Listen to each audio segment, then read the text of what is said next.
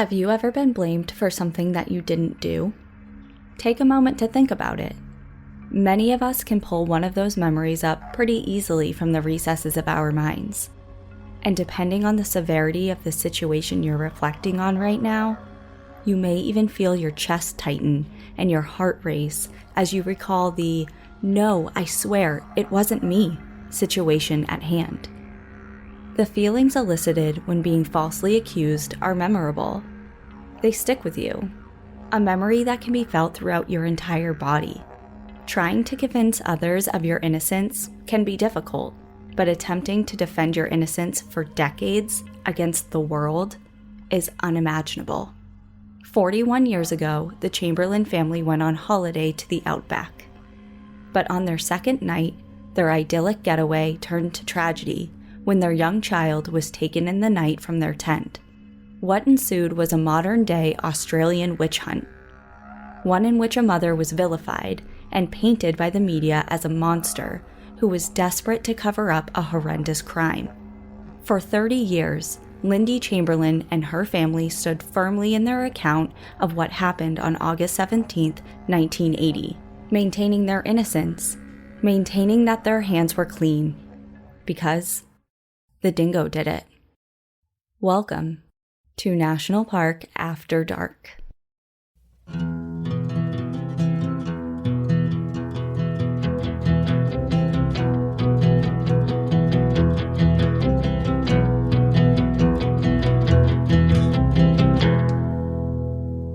Hey everybody, welcome back to National Park After Dark. My name is Cassie. And my name is Danielle. And we are so thrilled to be doing this episode today because it is the first time we are venturing to Australia. And we have a few listeners in Australia too that have been like, are you going to come to Australia? Are you going to do an episode here? And yes. Here we are, our first time. But before we get going with all of that, we have a couple of announcements. First, of course, the most exciting thing ever is we have our very first digital live event through Moment House coming up on December 9th. And we're really, really excited for it because we are going to be together in California and we're going to tell some really wild stories that happened in Joshua Tree National Park. The best part about this, we are doing it December 9th at 7:30 p.m. Pacific Standard Time. If you can't make that, it's going to be streaming for 72 hours after. And we're going to have some exclusive merch that's also involved in it as well. Yes, and it's going to be Joshua Tree themed because that's where our stories are taking place. And then we do have a meet and greet set up after the show. So if you want to get in on that, make sure you select a meet and greet when you're purchasing your tickets. You can find those on momenthouse.com/NPAD. You can find them on all our socials, our Twitter, Facebook, and Instagram. It's Danielle's birthday, you guys. We got to celebrate. We're doing it the day before her birthday. Come wish her a happy birthday. What better present than to talk to all of you for our first live show. I can't wait to be in California, Southern California. I can't wait. Do you see how pasty I am right now? I do. Like, I need some sun, okay? Your girl needs some sun, and I am ready. Oh, last thing before we start. We have a Black Friday sale coming up. We're going to add a couple new products in there that you can buy that will start on Black Friday. And we're going to throw some cool sales at you guys. So keep that in mind and look out for it. You can find it on our website, npadpodcast.com. New virtual live show, new merch, big things happening coming up at the end of this year. And we're really excited for them. But I'm excited to share this story with you today because it is one that I have been familiar with. Growing up, I've heard about this case, and when you hear about it at first, when you hear the names, you may not have a bell kind of dinging in your mind, but as soon as you hear the key phrase that's going to be coming up a lot in this case and in this episode, you're going to know that you have heard of it before. So we are going down under. We are going to Australia. Heading down under for the first time. So here we go. Without further ado, we are going to Ulru Kata-Tjuta National Park. So we are headed to Ulru Kata-Tjuta National Park. And this national park is a protected area located in the Northern Territory of Australia. It has a desert landscape. So, of course, as we know with deserts, it's super scorching hot during the day, but it can get super chilly at night. So during the day, it can get over 45 degrees Celsius, which is about 100 degrees Fahrenheit. And it dips down to about -5 degrees Celsius, which is about 22 degrees Fahrenheit. So we have a lot of extremes. The park is home to a wide variety of trees and shrubs, flowers and grasses, as well as many different animals like the black-footed wallaby, the bush-tail possum, lizards, kangaroos, emus, fox, mulga snakes, and dingoes. The park covers 1,943 square kilometers, which is about 512 square miles, and includes 2 natural landmarks for which it is now named, Ulru and Kata-Tjuta. So we're going to go to Ulru first, because it is recognized by many as Australia's most famous natural icon. And if you haven't seen a picture of it yet, I would pause and look it up because it is absolutely stunning. It is a 500 million year old massive sandstone monolith. And a monolith is a geological feature that consists of a single massive stone or rock. So it is just one giant rock. And it towers over the landscape at 348 meters, which is over 1,100 feet. And it's just desert ground, wow. And then boom. Gotta look this up now. Oh, wow. This is like not Devil's Tower. It looks a lot different than that, but it just reminds me of that because it's flat landscape. And then it's just like this huge boulder. Yeah, exactly. It's way bigger than it doesn't look like it's way taller. Maybe it's way taller. I'm not sure. I don't know the exact scale, but it's way bigger than Devil's Tower. Well, its circumference is 9.5 kilometers, which is almost 6 miles. Oh my gosh. So it is giant, and it takes hours to walk around it, which a lot of people do when they go to visit. Can you climb it?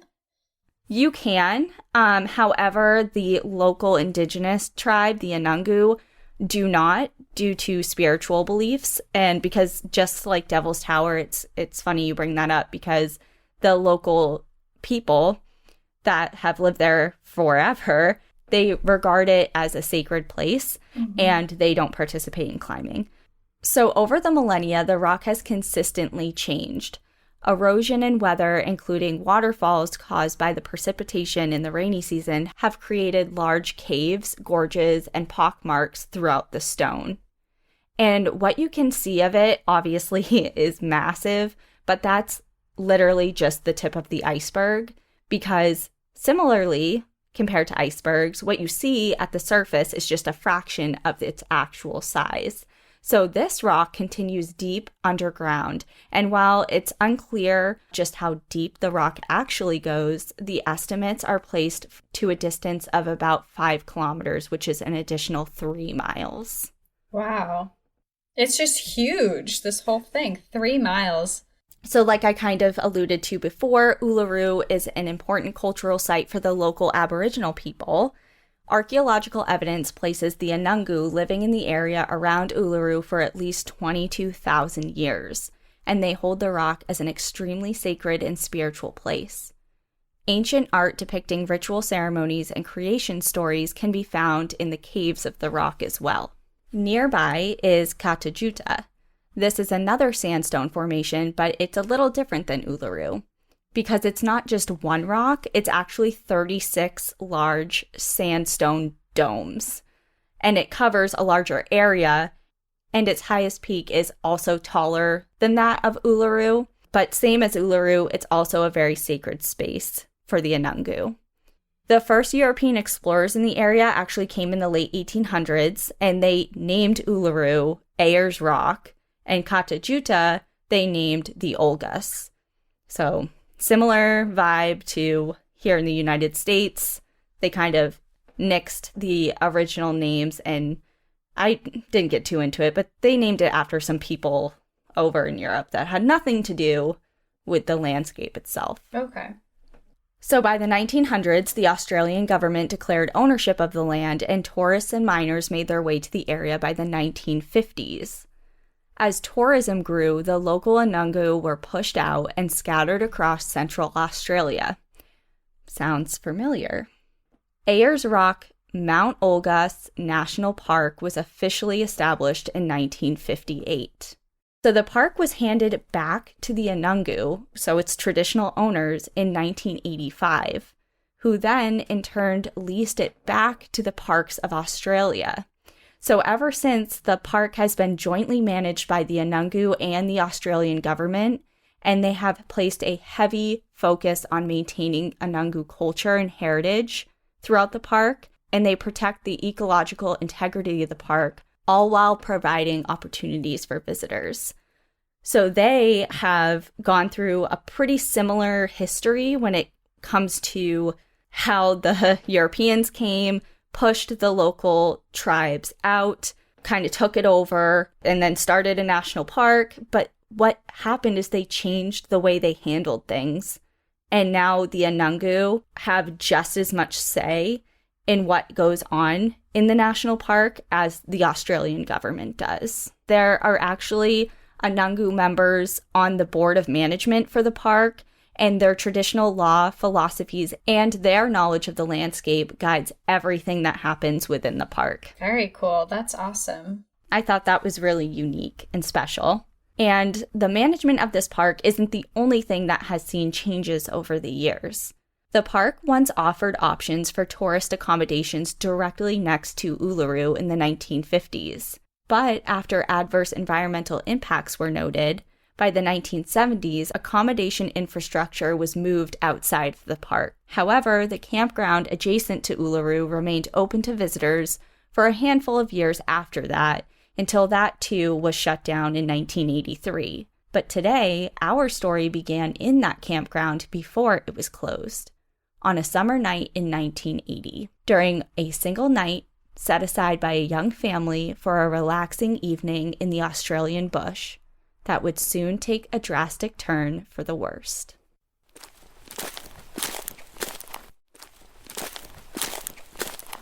Uluru was the Chamberlain family's holiday destination in August of 1980. Michael Chamberlain, his wife Lindy, and their 3 young children, Aiden, who was 6, Reagan, who was 4, and Azaria, who was only 9 weeks old.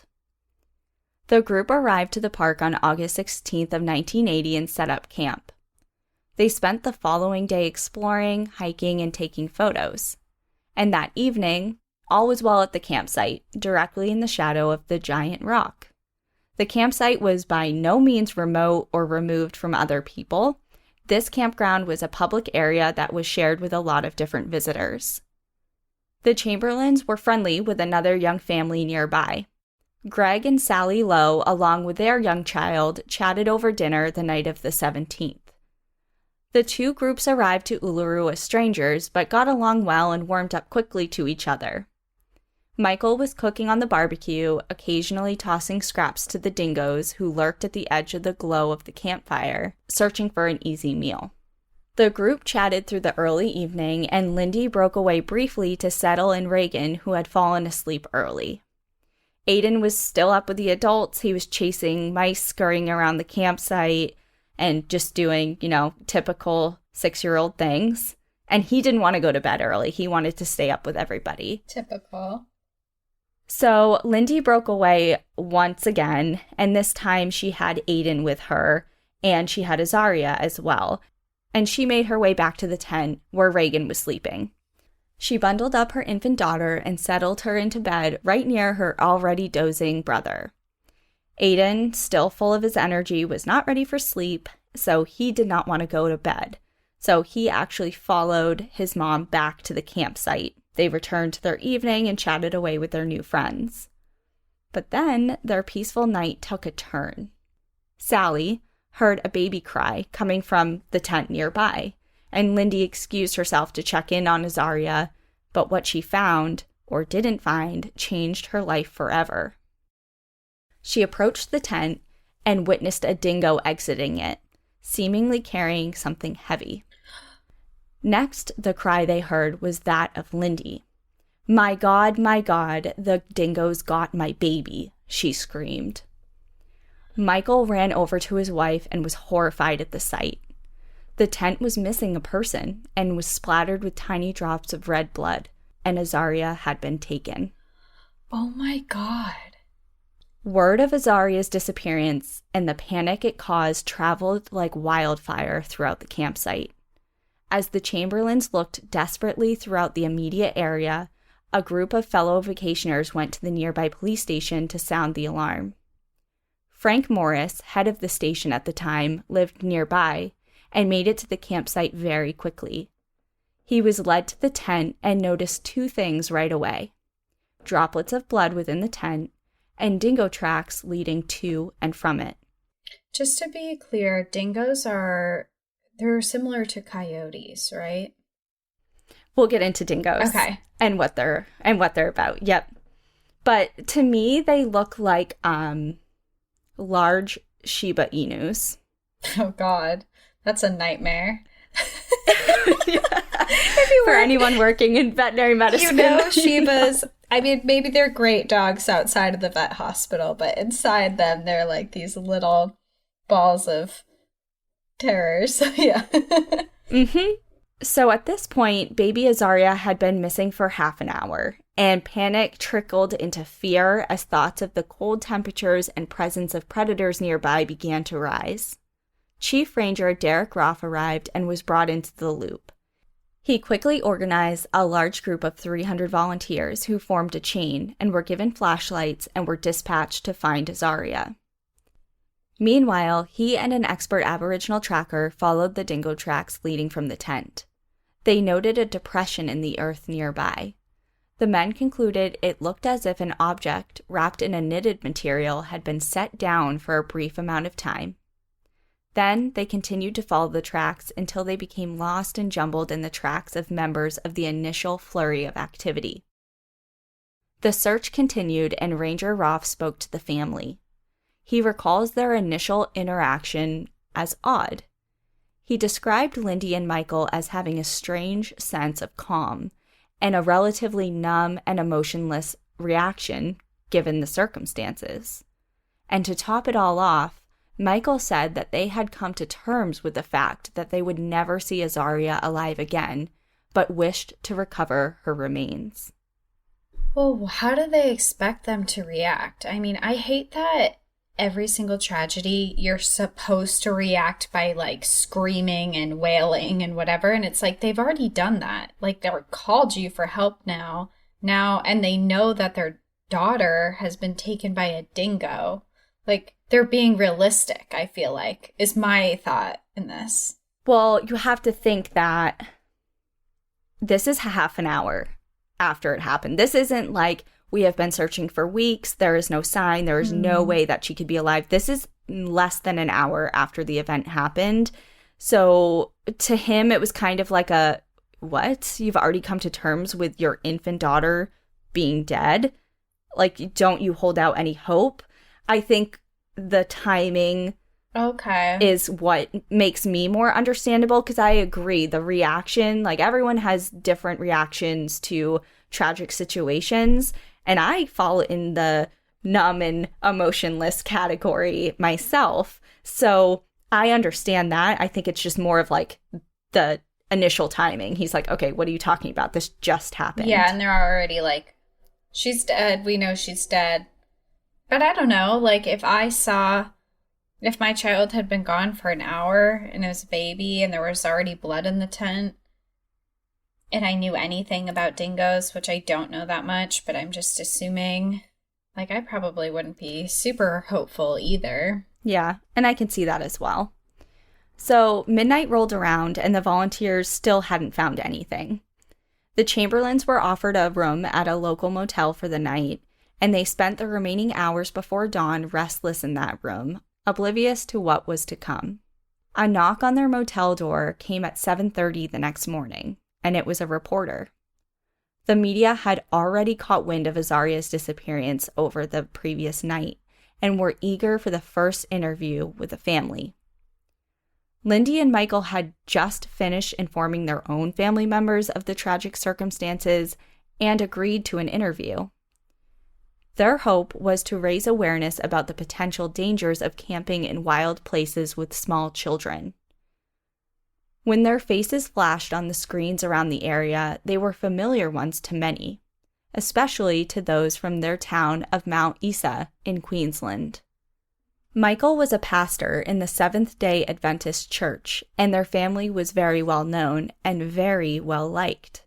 They were a religious family, they abstained from alcohol, followed a vegetarian diet, and were all around very nice people. During the interview, the couple recounted the previous night's events, including the dingo activity around the campsite prior to Azaria's disappearance.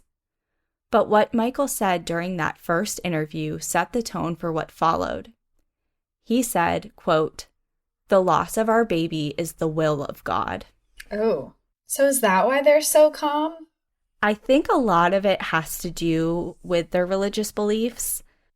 And I'm not going to get too into the beliefs of the Seventh-day Adventist Church and all of that, but I'm not saying that they came to terms with it and were just okay with it day one, but I think their faith really helped carry them through the circumstances that they were experiencing.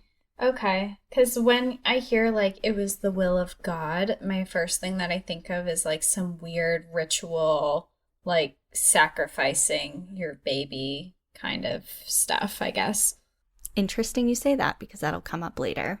So a week passed and there were no leads of the whereabouts of Azaria. But then a park visitor named Wally Goodwin discovered something that pushed the investigation forward from its standstill. He had been out photographing the area, about 3.5 miles west of the campsite, when he stumbled across baby clothing. The initial search had not covered this area, as they focused primarily to the east, where it was thought that the dingo had ventured. What he found was a baby-sized white jumpsuit, laid neatly on the ground, seemingly untouched other than dirt stains. It was inside out, and the neckline was red with blood.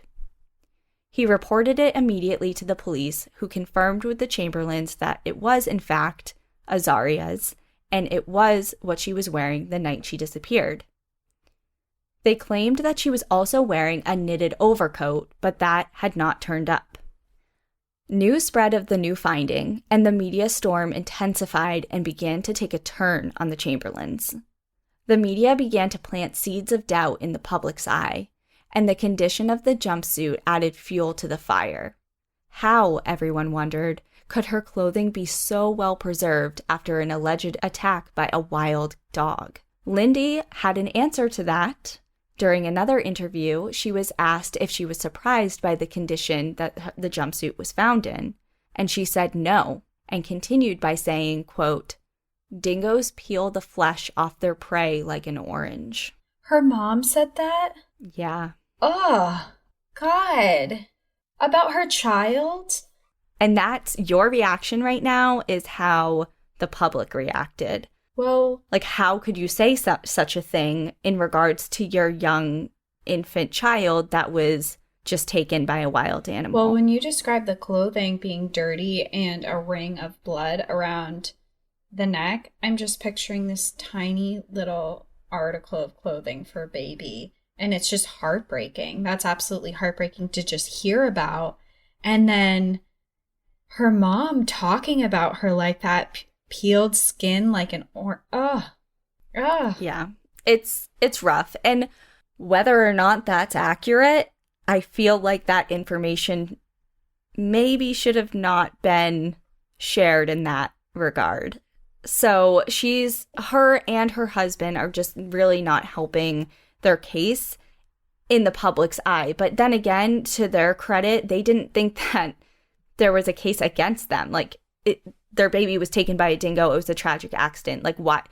They, in their minds, have nothing to defend. Like, they're not thinking out of the gate, like, we need to defend ourselves. Because in their mind, this is what happened and there's nothing else to it. So just like the reaction you had, the public completely balked at her words. How could she be so cold? And plus, this is the 1980s, and this is a time where no one on record had ever been killed by a dingo in Australia. So this is a bold statement. So this is just everything about this case is weird, suspicious. Dingoes have never killed a person before. You're wild in your statements. I don't know. I'm kind of leaning towards the sus side. I mean, they're really not selling themselves here. So let's learn a little bit about dingoes before we move on, because obviously they are a main suspect in this whole situation.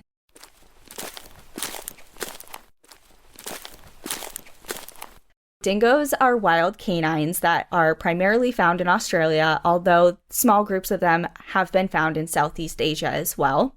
They're about the size of a medium-sized dog, so they're about 1.1 to 1.2 meters, which is about 3.5 to 4 feet long, and they range from about 20 to 30 pounds on average, and they have a tan, reddish-orange coat. So they're not big dogs, but they're still wild dogs. And as we know, a Chihuahua can do some damage. Chihuahuas do the most damage. So not to say that small dogs can't do some significant harm. Dingoes live in Western and Central Australia in a large range of habitats, including plains, forests, deserts, and mountainous rural areas.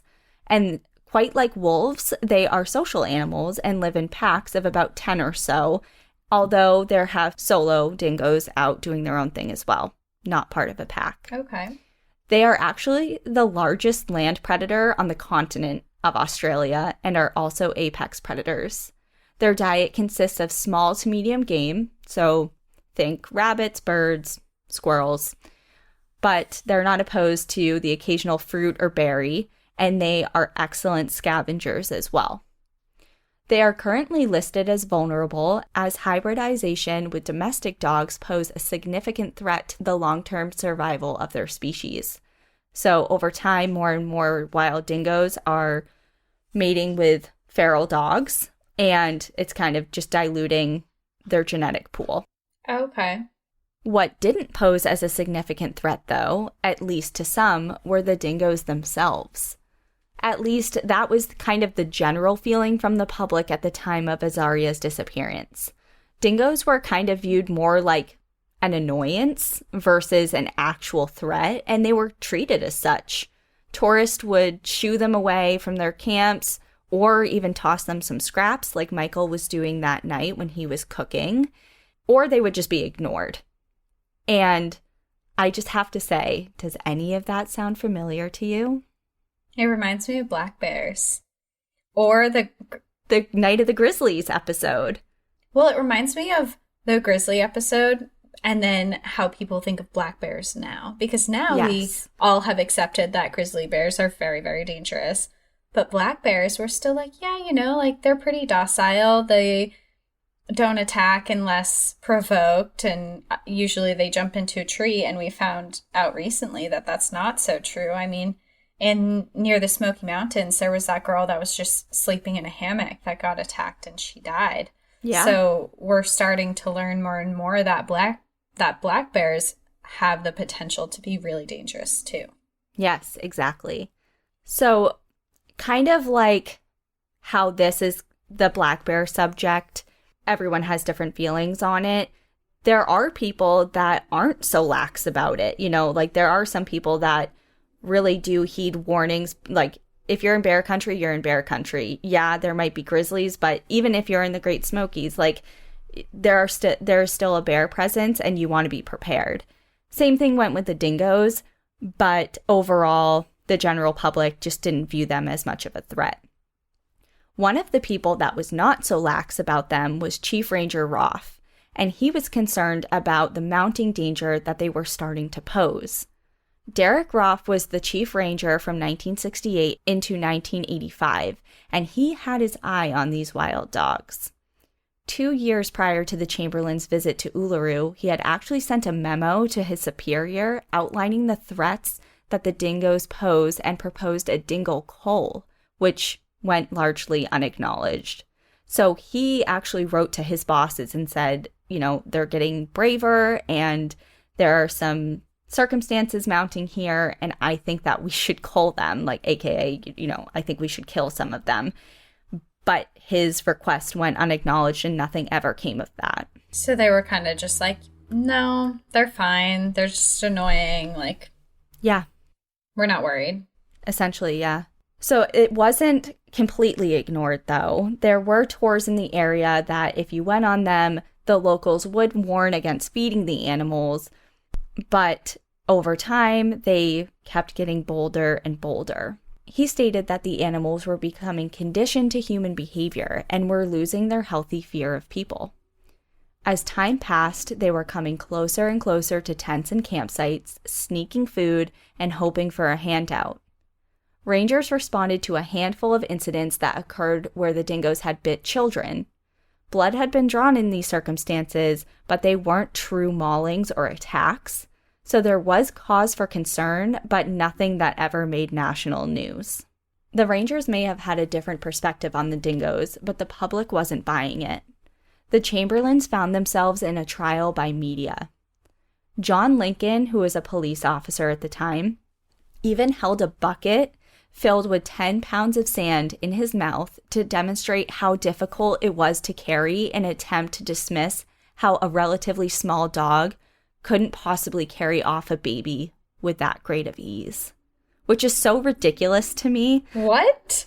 Are you a dingo? Like, why are you doing this? But your jaw is not. You're so the physiologically different than a dingo. Like, how does that make any sense? Like, even the muscles in your neck are different. Your entire bones, what? Yeah, it was weird. That just sounds painful. That just, like, it kind of hurts my teeth a little bit thinking about it. Yeah, it was a very odd demonstration. Were people like, okay, please sit down? Or did they, like, really buy into it? I think, I'm not too sure, but I would imagine that it did kind of persuade some people because, as we know, sometimes ridiculous acts get a lot of national attention. I guess when an authoritative figure is presenting something, people accept it as fact because they assume that the people who are supposed to be in these authoritative roles know what they're talking about. Right, exactly. And then here comes the religion aspect. So kind of like you mentioned earlier with the cults and religious sacrifices, that made news as well. So the media started tossing around this rumor that Azaria was killed because of a cult activity, pointing to her name as evidence.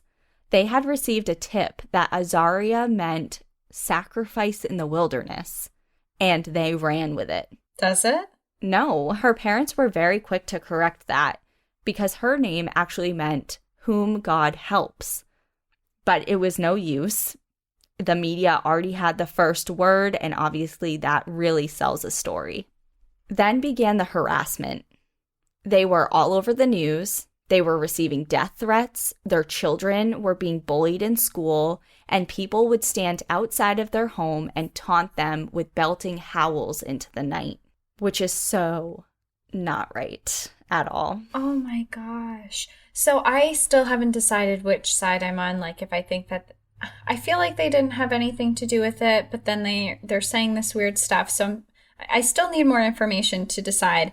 But if they really lost their baby in this horrific way, and there's people driving by their house making dingo sounds at them, that's horrific. That is horrible. I can't even imagine losing a child and then having that happen to you. Yeah, they're taunting them and making fun of them, and it was too much for them to bear. So as a result, they actually moved, and they didn't just move over towns. They moved 2,000 miles away to escape the relentless attacks on their family. And of course, I mean, it was national news, so they couldn't escape it fully, but they just wanted to physically get out of the immediate area. So the media just latched onto this story and wouldn't let go. And because, in part, by the media's sensationalism, the Australian government opened an investigation into the story surrounding Azaria's death. And in December of 1980, the magistrate Dennis Barrett, who was also a coroner, presided over a preliminary trial. And it's important to note that no one at this point had been charged with a crime. The entire purpose of this preliminary hearing was to determine if there had been any human involvement in Azaria's death. Okay. So the prosecutor described the damaged clothes and argues that the small rips on it had appeared to be made by scissors, and pointed to the way that it was found, as if it was placed very neatly and intentionally, rather than being dragged and kind of discarded and left by a wild animal. But no clear motive for the murder and no definitive proof of human interaction was presented. And although his presentation did add more doubt to the circumstances, there was no concrete evidence, and the case was dismissed and ruled that the Chamberlain family was telling the truth about the dingo. Despite this ruling, investigations continued. James Cameron, a forensic expert, was contacted by the police for a second opinion. And he stated that there was no dingo hair or saliva on the jumpsuit, and claimed that the blood pattern found within the tent was not consistent with a dingo attack. And with this new information, the police obtained a warrant to search the family's home. In September of 1981, which is now over a year after her disappearance, Lindy and Michael's home was searched over the course of several days, and soon after, the case was reopened. Did they find something there? They did, yes. So a second inquest was opened in December of that same year, in which Lindy was formally charged with murder, and her husband was charged with as an accessory after the fact. So this time around, things are very different. The prosecution was arguing to a jury and not just to a coroner, and they have been formally charged with crimes. This white jumpsuit comes into play again and was actually one of the main focuses of the trial. So there was emphasis placed on the lack of blood on the clothing. All of the blood was located on the collar of the clothing, which the prosecution argued was due to her throat being slit. They also pointed to a smudge on the jumpsuit, which they argued was a dry, faded, bloody handprint. And the defense reasoned that the jumpsuit was largely absent of blood because the white knit jacket Azaria was wearing over it. That jacket had not been found, but would have been the reason that there was no overt obvious signs of dingo activity on this white jumpsuit. And the prosecution basically said that they are lying and that there was never any other piece of evidence and they're just trying to cover their asses. They've come up with some really horrific details with no evidence. Like, I know there's blood, so something happened, but how do you come up with such horrifying, detailed descriptions of what happened to this poor child, and you don't even have a body? You don't have anything. You're just making things up at this point. It's just, that doesn't sit well. So you asked, did they find anything at the Chamberlain's home? And I said, yes. This is a significant point in their case. And that was that they found blood residue inside of the family car. And the prosecution argued that it was discovered in a pattern that was indicative of an artery being severed. But isn't this a year later? This is a year later, yes. But it's blood residue. It's not fresh, obviously. Okay, the prosecution is kind of all over the place, so let me just break it down to what the prosecution is alleging that happened. Okay. They argued when Lindy left the campsite to put her kids to bed, she took the baby to the car, killed her, and stashed her body. Then she went back to the tent to stage the entire dingo attack scene. And remember, when she went back the second time, this time that they're describing, Aiden was with her. And Aiden returned back to the campsite with her after she put Azaria to bed. So the prosecution is saying, well, she forced him to stay silent about what he saw. And he just listened to his mom. And he was young and impressionable, and he had no idea what was going on. Okay, but how do you fake dingo footprints? Because I saw those. They saw blood and dingo footprints leading into the tent. Yes.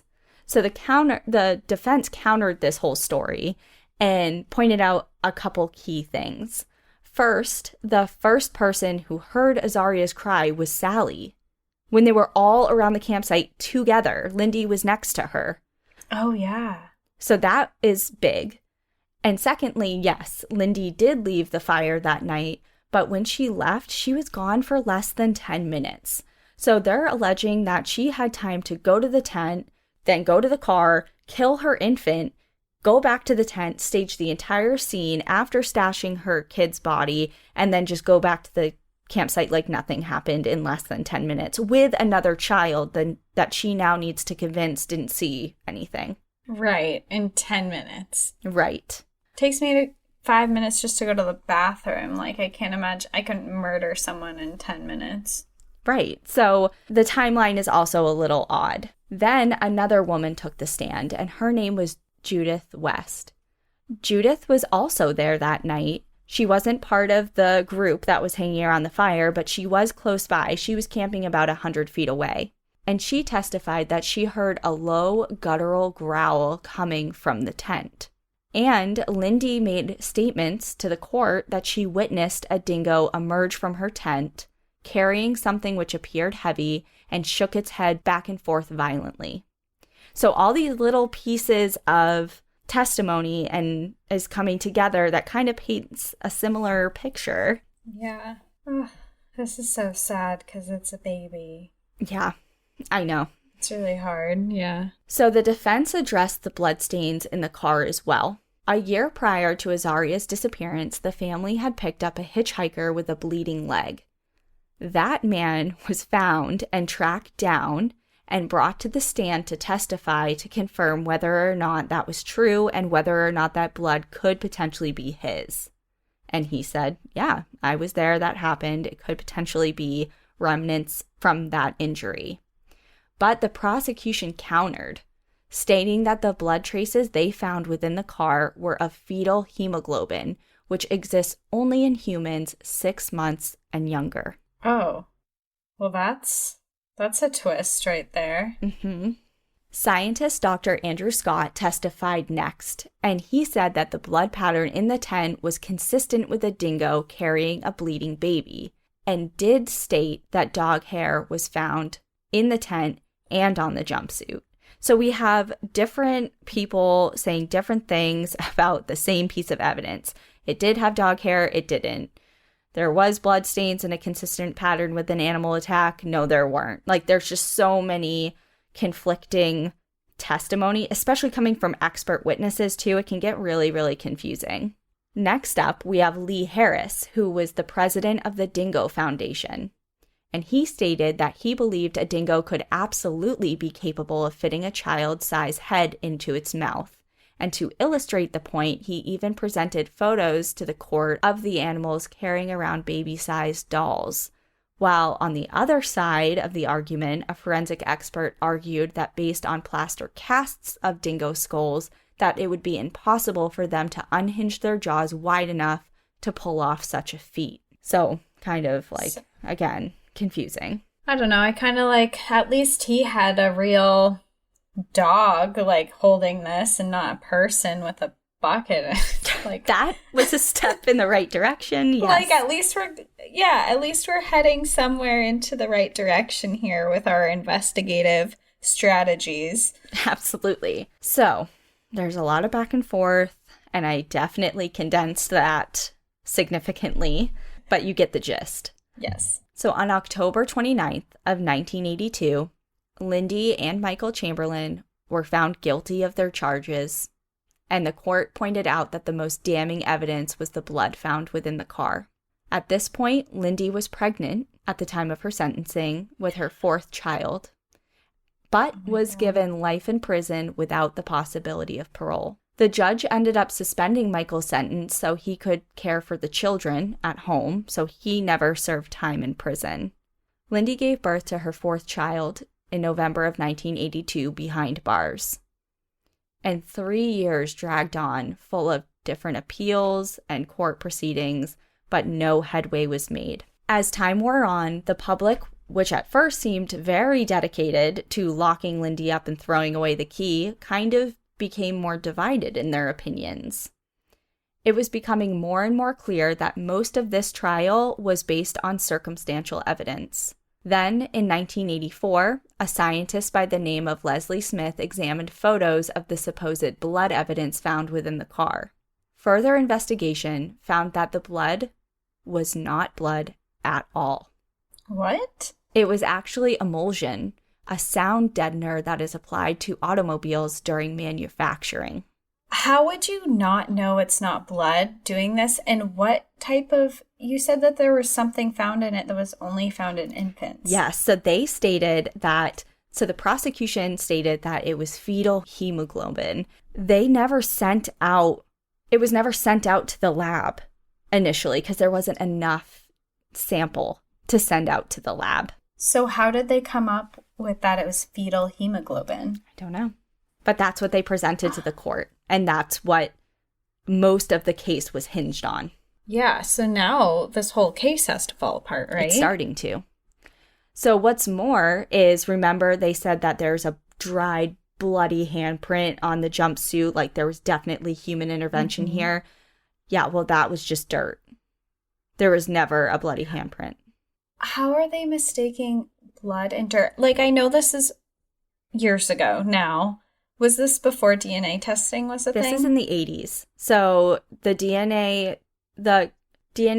advances that we have made and we've grown accustomed to now was not the same back then. So they did have DNA testing to some degree, but obviously there's a lot of miscalculations and or mistakes or just the balls being dropped. They're just saying everything's blood. Right. There's blood here, there, everywhere. Her throat was slit. Her artery was slit. Like, her mom did it. It's just wild. So armed with this new evidence, there was a Free Lindy movement that mobilized, and over 100,000 people petitioned to free her from prison. But their efforts did not prove successful. What ultimately turned the tides for Lindy was another tragic death.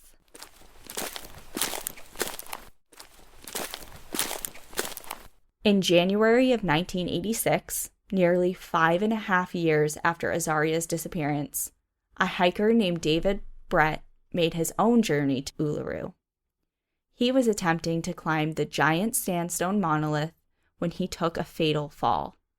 Rangers searched for David after he was reported missing, and approximately 1 week after his fall, his remains were discovered near several dingo dens.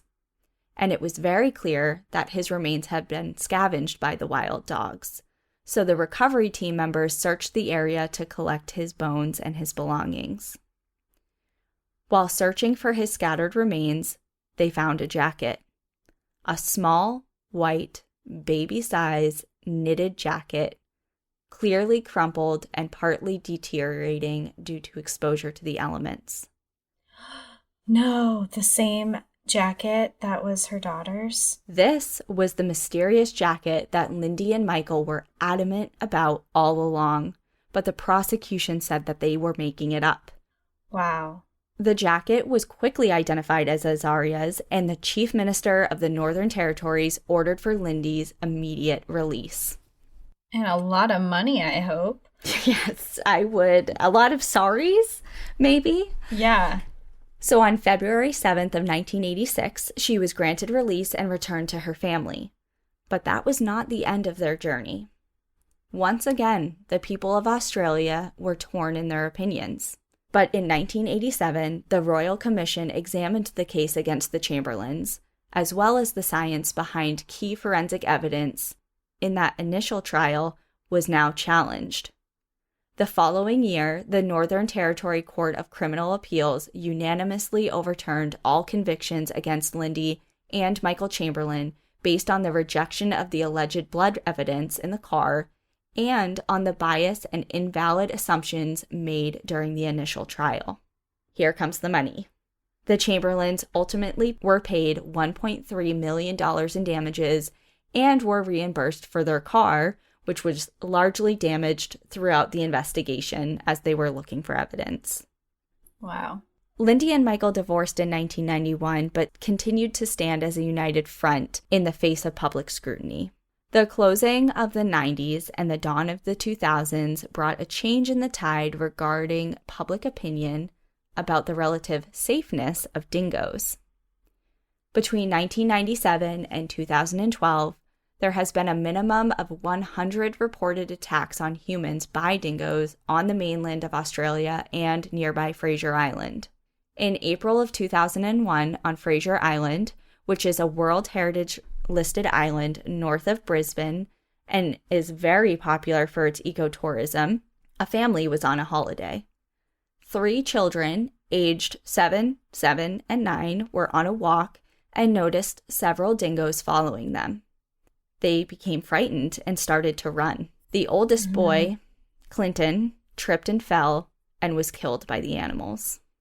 And then, more recently, in June of 2019, again on Fraser Island, a 14-month-old boy named Hunter Allister was dragged off by his head from his family's camper van as they were all sleeping. And he has survived and has since recovered. He survived that? He was pulled from a camper van? Yeah, so there's actually I think it's a 60 Minutes interview episode on YouTube that I watched on it. It's only about 25, 30 minutes long if you want to look into it. And it's all about Hunter Allister and his experience. His parents are being interviewed. And there's reenactments of what happened. And there are some pretty graphic pictures on there as well. But essentially, it's kind of like, so the island is beautiful. And it's known for its beach camping. Because you can go off-road and there's a lot of cool off the beaten path campsites that are kind of like right on the beach. And cool. They were camping and they had, it looks like a pull behind camper that, it's flat, but then it pops up and there's 2 sides that have 2 beds. You walk in and there's 2 little sections. So in one section, if you walk into the camper, on your right, there's a little pop out section for a bed. And on your left, there's another. And in the middle is like a little kitchenette. So super simple.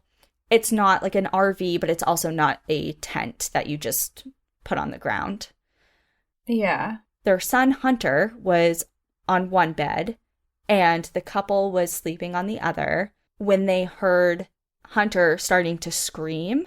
And then from inside the camper tent, but then his screams were getting quieter because he was being taken away into the forest. So they freak out. The dad goes out, and what he sees is a dingo that has his son's head in its mouth, and he's dragging him backwards. So the dad is looking directly into the eyes of the dingo and runs up to him, screams at him. As soon as he approaches it, it lets the son go and runs away. And they were able to get their son immediate medical attention, and he survived, but he had like a fractured skull. There's pictures on the interview. There's tons of punctures and laceration marks in the back of his head and back of his skull, but it sounds exactly like what happened to Azaria. Yeah, and shows how strong their mouths are. Yeah, because this is not a 9-week-old baby. This is a 14-month-old. This child is now over a year old. Yeah. And much larger than Azaria would have been. Gosh. But Azaria went missing prior to all of these things making the news. So as far as the public was concerned back in that time frame, they didn't pose this type of threat and there was no danger. They were just kind of nuisance animals. It was wild to even think that they could be capable of something like that. Exactly. In June of 2012, 3 decades of legal proceedings later, an end finally came for the Chamberlains. A 4th and final inquest was opened, in which Coroner Elizabeth Morris officially determined the death of Azaria was caused by a dingo, stating, quote, Azaria Chamberlain died at Ulru, then known as Ayers Rock, on the 17th of August, 1980. The cause of her death was a result of being attacked and taken by a dingo. It is clear that there is evidence that a dingo is capable of attacking, taking, and causing the death of a young child. She went on to address the family, saying, quote, Please accept my sincere sympathy on the death of your special and loved daughter and sister, Azaria. I'm so sorry for your loss. The time does not remove the pain and sadness of the death of a child. And it was then that Azaria's death certificate was amended, and her cause of death was identified as death by dingo. In 2014, the family's car, a yellow Holden Torana, the same one that was subject of intense forensic scrutiny, was donated to the National Museum of Australia by Michael himself. So I mentioned that it had been returned to the family kind of in pieces and in disarray, but Michael took some of the finances that were reimbursed back to him, I think it was about 19-20 grand just for the car. He took that to restore the car back to its original glory because to him, it was very special. He said that the car, quote, represents a gross injustice, and it also symbolizes freedom as the result of the proper and independent revision of forensic science, which eventually saw Lindy and I exonerated in 1988. To me, it is a testament, a piece de resistance, to one of the worst provisions of justice in the forensic science of Australian history. So to him, this was a very important piece of his life and something that represented a big miscarriage of justice and one of the most famous fuck-ups, essentially, in all of Australian forensic science history. Wow, so now you can go see it on display? So it was on display in August of last year, so August of 2020, which was the 40-year anniversary of Azaria's death. Michael actually passed away in 2017 after a battle with leukemia, so he never saw the car on display, but what he did do was kind of a little jab that I thought was quite interesting. So he donated the car and he allowed it to be put on displays for everyone to see, but he changed the license plate, and the license plate says the number 4 and ensic, so it says forensic. Okay, that's kind of funny. I thought you were going to say his baby's name or something like that, but... So the story of Azaria's death and the drama that unfolded in its aftermath has been the subject of countless movies, television shows, books, and even operas. Most notably, the film A Cry in the Dark, starring Meryl Streep, and the autobiography Through My Eyes by Lindy Chamberlain, which has since been made into a TV miniseries. Most famous of all, however, is the words uttered by Lindy herself. A dingo's got my baby. The Simpsons, Seinfeld, Frasier, Family Guy, Tropic Thunder, and Buffy the Vampire Slayer have all poked fun at this phrase. So the next time you hear those words in a parody, now you'll know the true story of Azaria Chamberlain, her short life and tragic death, and the years of public persecution her family endured to clear their name. And that is the story of Azaria Chamberlain. Wow. Thank you for sharing that. I know you said that I would know what you were talking about once I heard the phrase, and I don't still. And I had never heard this story before. I can't believe that. I can't. And it's so funny you say that because at work because I knew I had this story planned. And every once in a while, my coworkers will be like, what story are you going to do? And I said, well, I'm going to cover the story of A Dingo's Got My Baby. And everyone kind of just looked at me like I had 3 heads.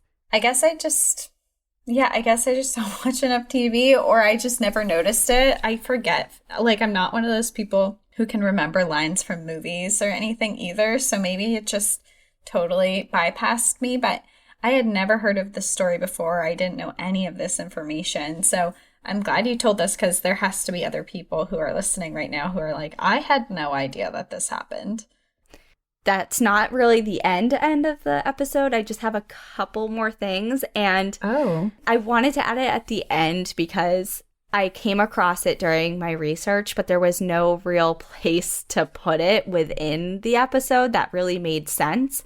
But as someone who really loves wildlife and conservation and just different implications of different wildlife management tactics, I thought that these little things were really interesting. So I'm going to tell you about them.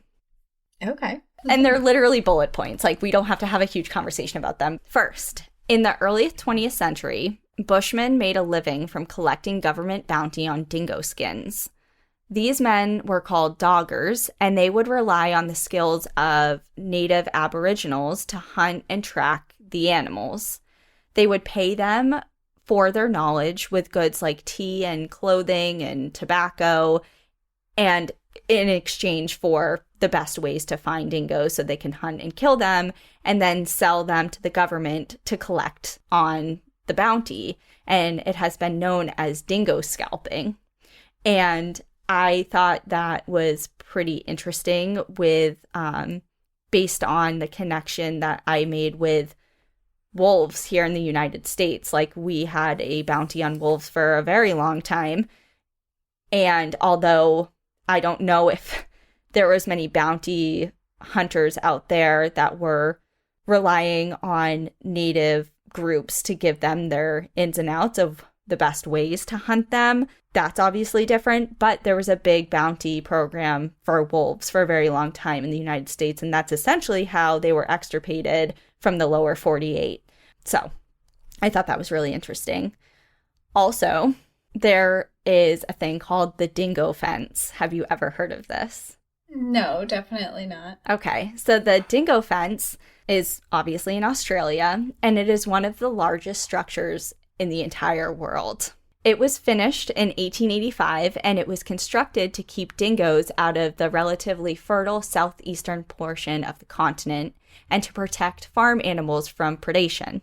It is 5,614 kilometers long, which is just about 3,500 miles long.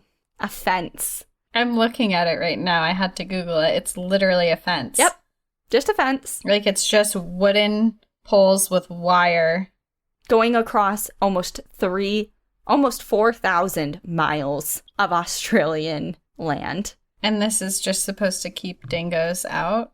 It doesn't look that high. Well, dingoes are small. Oh, yeah. I'm picturing them being bigger, I guess. And it's actually patrolled by the Wild Dog Barrier Fence staff, which sends out teams to inspect large swaths of the fence line about once a week to monitor for damage and holes and just different places where it's been compromised and that dingoes could get through. And the fence has been an overall success with its initial goal of protecting farm animals and keeping dingoes away from certain areas of the land, but the environmental implications of this fence have been astounding. On the north side of the fence, kangaroos and emus are found in way smaller numbers because dingo presence reduces their population. So on the north side, dingoes are present. Therefore, kangaroos and emus and different things that they eat, their numbers are down. Where the dingoes are absent, though, so on the other side of the fence, the prey numbers are much higher. And because of that, it has triggered an increase in what's called pasture competition. So essentially, there's all these animals with no predation happening. So the vegetation growth patterns are significantly altered between the two sides of the fence because there's way more prey animals that are competing for food. So there is actually some satellite images that you can look up that shows clearly one side of the fence where they're not present have way sparser vegetation, and where they are present, the vegetation is much denser, lush, and healthy. Because there's no balance. Yeah, they removed an apex predator and a keystone species. Yeah. It's funny that you say that because one of the first images that pop up when you Google what a dingo fence is there's this lone kangaroo just looking through the fence, like trying to go to the other side, but can't. Isn't that sad? I just think that it's sad.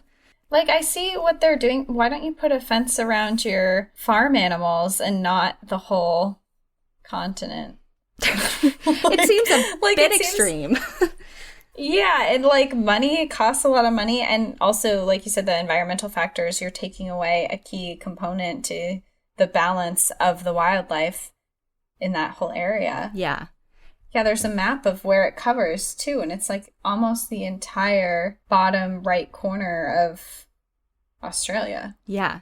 And Wow. Last thing about this fence, or an implication of the fence at least, is this giant fence isn't the only control method that has been dispatched to control dingo numbers. Like I said, there were bounties placed on dingoes at one point. The most recent, in 2011, like this is not a thing of the past. There have been bounties of $200 per dingo. But another thing that has started to be used prevalently is poison. Another thing that was happening with wolves in the lower 48. Poison has proved to be a cheaper alternative than maintaining a fence. Sodium monofluoroacetate has been placed in bait and thrown out and hoping that the target species, which is dingoes, will eat it and die. Of course, there are other animals that scavenge and are affected by the poison as well. That's a whole nother thing. I was going to say, but when you do that, when these dingoes die and other animals eat them, those animals must be getting poisoned as well. There's that, but there's also non-intended animals. You know, you throw a piece of meat out there, a vulture, a hawk, or a fox comes along, like, you know, it's not discriminatory. It's just going to kill whatever ingests it. So this compound was introduced into practice in the 1960s and 70s. And interestingly, I mean, it's horrific, and we're not even going to get into the whole ethical dilemma of poisoning wildlife. But when we're looking at the science of it, it has actually resulted in a change in dingo physiology. Research released just this last year indicates that as a result of human intervention, like through this poisoning, scientists have noticed an increase in size of the dingoes, only in the areas in which they are being poisoned. Michael Letnick, who is an ecologist at the University of New South Wales, has been studying the effects of the poison on the dingoes. So to explain this a little bit, kangaroo numbers increase when dingo populations are controlled. Like we mentioned, no dingoes, kangaroo numbers skyrocket. So the combination of extra prey available to the remaining dingoes that are there and reduced competition within the population of dingoes make it much easier for those dingoes that aren't killed by the poison to find food and to grow. So by reducing the dingo population, we are changing the environment that dingoes are growing up in. Bigger dingoes may then, in turn, be more tolerant of the poison's effects because their body size is outpacing the relatively constant dosage of poison over the years. Basically, by poisoning the dingoes, we're getting rid of some of them, but the ones that are surviving are thriving, and they are starting to evolve in a way in which the poison is maybe not going to affect them in the same way that it did before. And now we have giant dingoes. Now we have giant dingoes. No, we don't have giant dingoes. But, I mean, the changes are not significant. It's not like we have a 20-pound dingo normally and now it's a 50-pound dingo. It's not like that. They're slight changes, but they're there. And they're being studied. And I just think that it is so interesting, the changes that human intervention has on not only wild places. Like, we talk a lot about what we do to the landscape of parks and wild spaces, but what also we do in turn to the wildlife as well. So that was totally off topic of Azaria's story, but because it had to do with dingoes and I'm really interested, I wanted to tell you about it. I like it. Yeah. I just thought that was really interesting. And I actually deleted an entire page of notes on dingoes because I'm like, reel it in, Danielle. Reel it in. So I condensed it to that. But I hope everyone learned something interesting today about not only dingoes, but also know now the true backstory of Azaria and the tragic circumstances that her family had to go through. Like, it was just a nightmare. So, yeah, I think your story had a lot of lessons in itself. As one, just dingo safety for sure. And another one is just judging cases so quickly off of nothing. You know, I think the media I think this is really relevant to today, is the media takes things and they really, really roll with it a lot of times, especially when it comes to murder cases or any type of high profile case. They kind of take these really crazy titles and they throw it on there to get you to read it. And a lot of times things are completely false. So just doing your own research and things in general, I think, is a good idea. And then, of course, tying it into conservation. Yeah, there was also a lot of resounding themes. I mean, I know we touched upon habituating animals to people and what can happen when you feed wildlife and things like that. So everything has a consequence. And I think that it's just really important to recognize that. And there can be good consequences and bad consequences. And bad consequences are giant dingoes. Coming in 2040.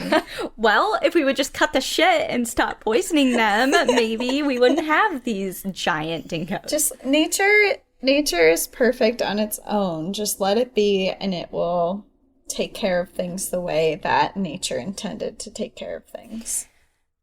That's a pipe dream. We're far past that, unfortunately, I think, but we're not getting down that rabbit hole. Yeah. Okay. Thank you, everybody, for tuning in again this week. We are fast approaching our live show. So again, if you would like to buy tickets to our virtual digital live event, doesn't matter where you are in the country or in the world, you can tune in and be there with us. Grab your tickets at momenthouse.com/NPAD and check out our merch for Black Friday because we have some special deals and new items in the store for you.